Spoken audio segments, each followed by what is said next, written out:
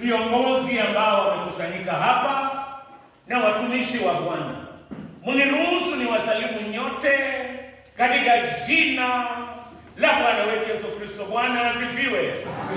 Wale ambao wanatoka nyanda za chini, Mwami afume. Wale ambao wanatoka nyanda za juu, Gegasta Yesu tamata jakai. Asante. Bwana asifiwe. Leo nataka kuuliza swali hili: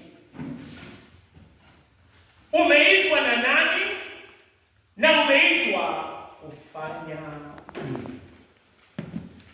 Je, umeitwa na nani na umeitwa kufanya nini? Kwa hii dunia ambaye tunaishi, kuna wito aina mingi.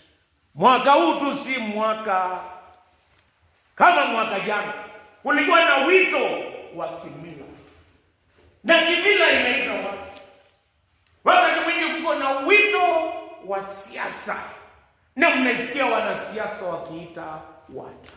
Kuna wito wa kuita watu kufanya kibarua. Hata leo hiyo wito imekuwa.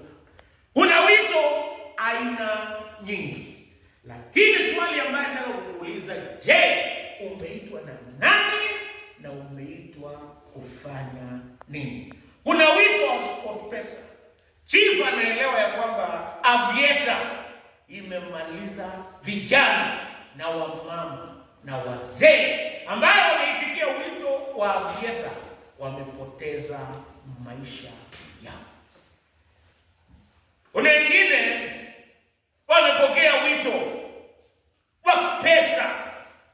Lakini leo nataka niwaambie wapendwa ambao tumekusanyika hapa, neno ambayo nataka nihubiri inapatikana kutoka katika kitabu cha Isaya 6:1 mpaka 8.